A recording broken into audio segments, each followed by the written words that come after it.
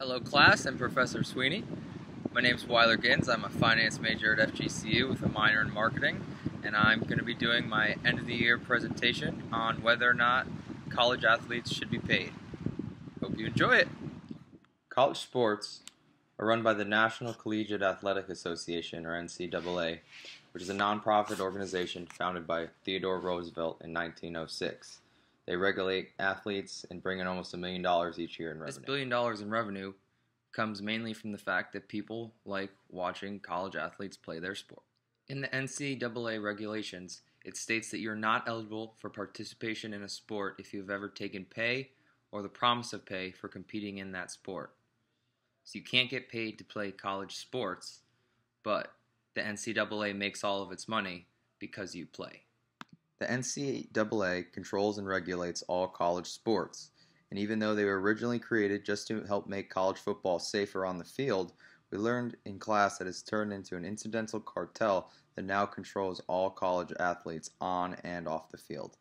Even though getting paid to play a college sport is illegal, some still do it, and many get caught. Reggie Bush, who now plays pro football for the San Francisco 49ers, was forced in 2011 to give back the Heisman Trophy he won in 2005 for his outstanding performance on and off the field. This was because of an investigation that found he and his family accepted over $300,000 in gifts from various marketing agents over the course of his college career. The University of Southern California football program that Reggie Bush played for and allegedly was paid by was stripped of its 2004 national championship title by the Bowl Championship Series. This was one of the harshest punishments any college team has ever been faced with, and many say the NCAA was trying to prove a point and show how paying college athletes will not be tolerated. Many people who are for paying college athletes agree that they should be considered employees of the school, since they are what people actually come to watch and are the stars of the show. The average D1 college athlete spends 40 to 60 hours a week on his or her sport, which is more than a normal work week. Playing a college sport is essentially a full-time job while taking classes, and even though graduation rates are already higher for student athletes, getting paid would give them even more of an incentive to stay in school and do well. Many D1 athletes that receive full 4-year football scholarships are from inner-city areas, and then transition to college life can be really hard if they aren't getting any extra money from mom and dad, like many of the other college athletes are. Most schools will use their star athletes to market the school and its athletic programs, but never receive any compensation for all the revenue they bring to the school. If college athletes were to get paid a middle-class wage, one benefit will be them learning how to handle money more economically and therefore teaching them financial responsibility. This will greatly help them if they get drafted because they will already be much more prepared to handle the immediate increase in social class that will happen immediately even with a small pro signing bonus. Most athletes are required to dress formally when traveling as a team, and a suit and tie can get very expensive. This is something that many people overlook as an expense college athletes have. It may sound silly, but many college athletes have gotten in trouble with the NCAA for getting food given to them by coaches. After a long day's practice, if the school's cafeteria is already closed, athletes still have to eat. Food is another expense that athletes would spend their money on if they were paid a small minimum wage.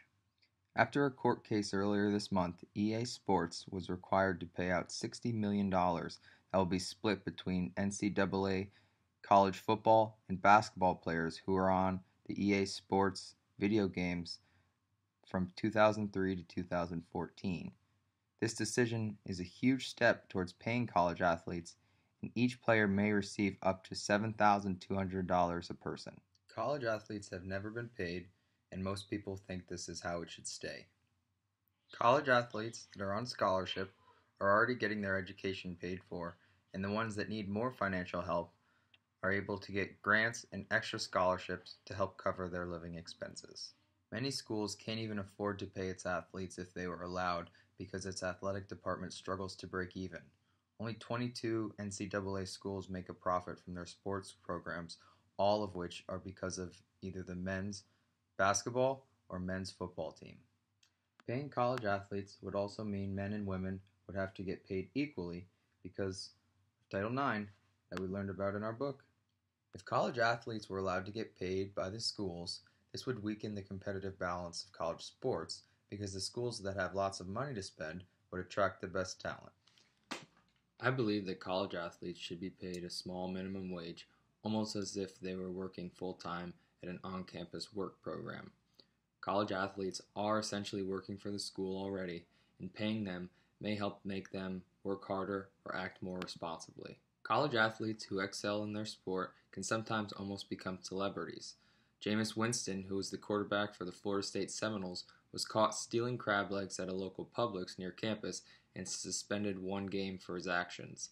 If college athletes were paid something, they might act a little more professional off the field because being suspended one game means they won't get paid. It would also give them money for food so no more crab legs get stolen. As you can see, there's still an ongoing debate to whether or not college athletes should be paid, but no matter what, they need to play the sport for the love of the game and not the money.